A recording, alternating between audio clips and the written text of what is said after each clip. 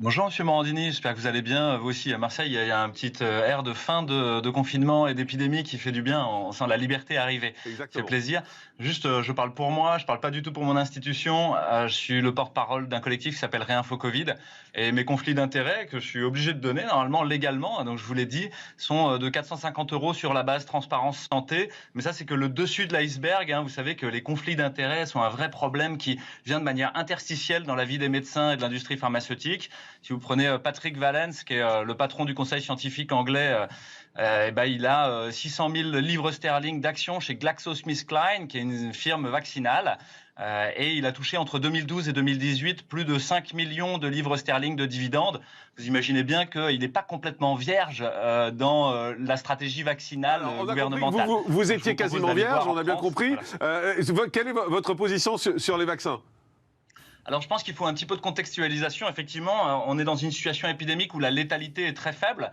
On est à 0,5% de létalité, c'est-à-dire la mortalité chez les gens positifs. Ça veut dire qu'il y a 99,5% des gens qui survivent quand ils ont un test positif. Et si vous prenez la mortalité, c'est 99,95% des gens qui survivent sans vaccin et avec une prise en charge sanitaire qui était un petit peu absurde. Donc ça veut dire qu'en fait, c'est déjà une maladie qui n'est pas très grave, mais qui encombre le système de santé. Et ça, Mike Ryan l'a dit, c'est le patron, le directeur exécutif du groupe sur les maladies émergentes à l'OMS. Il nous dit, il y a pire qu'un mauvais virus, c'est un mauvais vaccin.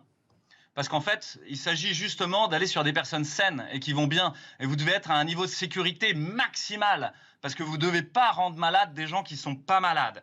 Donc là, il y a une vraie question à se poser. Et le problème, c'est que la science a été en partie cassée comme outil à dire la vérité, comme boussole à dire le nord. Et ça, c'est pas moi qui le dis, c'est Kamran Abbasi, qui est le patron du BMJ, le British Medical Journal, qui fait un éditorial où il dit « Covid-19, politicization, corruption ». And suppression of science. Et il parle spécifiquement des vaccins en disant qu'on va avoir un problème à savoir réellement quels sont les effets secondaires ou pas.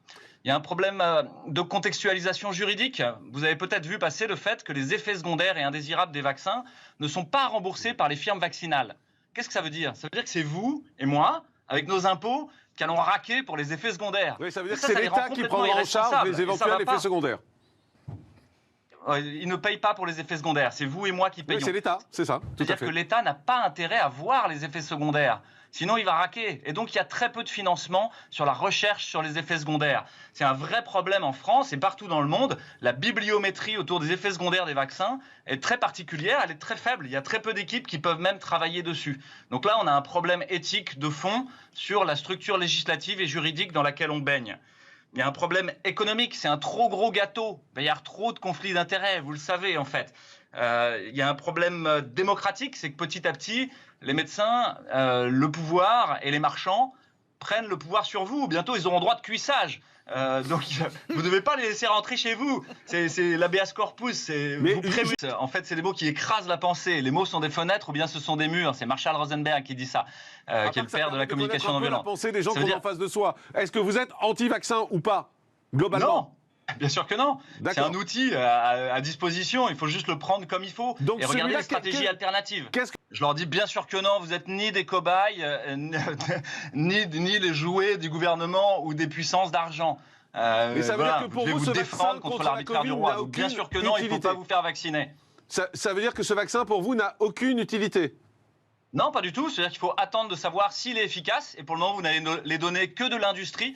Il n'y a pas de monitoring extérieur. Donc, quand on vous dit 95% d'efficacité, en fait, vous n'en savez rien. Parce que moi, si je veux vendre ma sauce, je vais vous dire que c'est génial. Donc, pour le moment, il n'y a pas de peer reviewing réel. Et donc, vous ne savez pas si c'est efficace ou pas. Et l'autre chose, c'est que vous êtes sur une technologie vaccinale qui est extrêmement novatrice, qui est probablement très intéressante, mais dont on n'a aucun recul. Je vais vous dire un truc secret, c'est que l'ARN peut même se rétrotranscrire. Vous en avez parlé, c'est le rétrotransposon. Ça, on a 8% de notre génome qui est composé de ça, de virus rétrotranscrits. Et ça arrive chez les gens qui ont une rétrotranscriptase et une intégrase. Et c'est qui dans notre population? Chez les gens VIH ou porteurs d'HTLV1. Donc attention, méfie pour ces gens-là. C'est-à-dire que potentiellement, ils pourraient intégrer du virus dans leur génome. Alors, et ça, c'est pas bon du tout, parce qu'on sait que c'est même à l'origine peut-être de la schizophrénie ou de choses comme ça. Il y a des études dessus. C'est un peu compliqué parce que c'est un peu technique ce que vous dites. On est à Marseille, je suis loin d'être agressif, au contraire, je suis vraiment dans une vision non violente des choses et je m'accorde avec eux sur l'idée que les gens ont besoin d'avoir de la clarté et de l'intelligibilité sur le réel. Or, la narration médiatique et politique, elle est tout sauf claire en fait. Et là, c'est pas moi qui le dis, hein, c'est le rapport sénatorial sur la grippe H1N1. Et ça, il faut le relire. Il est très très bon parce qu'il vous explique qu'en fait, les firmes vaccinales ont tout fait pour que la peur soit l'argument principal de toute l'épidémie parce que finalement, c'est leur meilleur argument marketing, que ça emporte la décision. Et effectivement, je rejoins le docteur Simeka, je crois qu'il parlait de prudence. C'est la phronésis chez Aristote, c'est l'intelligence du courage. Et l'intelligence du courage, c'est aller de se renseigner en fait. Donc d'aller voir ce qui s'est passé pour les anticorps facilitants du Dengvaxia par exemple, de Sanofi. Ça c'était très intéressant, c'est vraiment la mauvaise bonne idée. Non, c'est le rapport sénatorial de H1N1, donc les sénateurs peuvent pas être taxés d'être de dangereux complotistes.